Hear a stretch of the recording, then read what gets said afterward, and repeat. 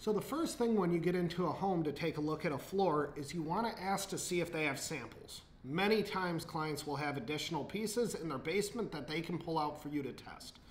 The main reason you want to do this is because it can be very easy to decipher the difference of what you're working on.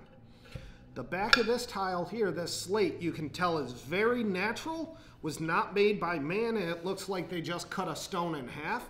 That's what you're looking for a first identifying factor of if something's natural.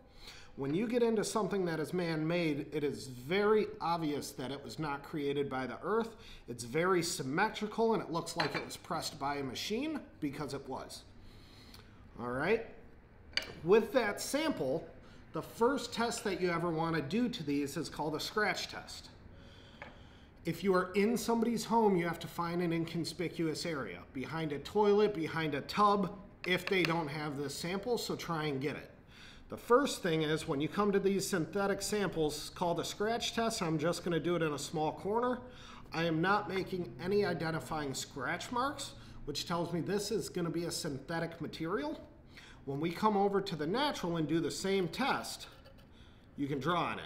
And that right there is why it needs to be inconspicuous, because if you're not on this sample, a client would be very upset for you doing that in their home. This is the first easiest way for you to tell whether those are natural or synthetic.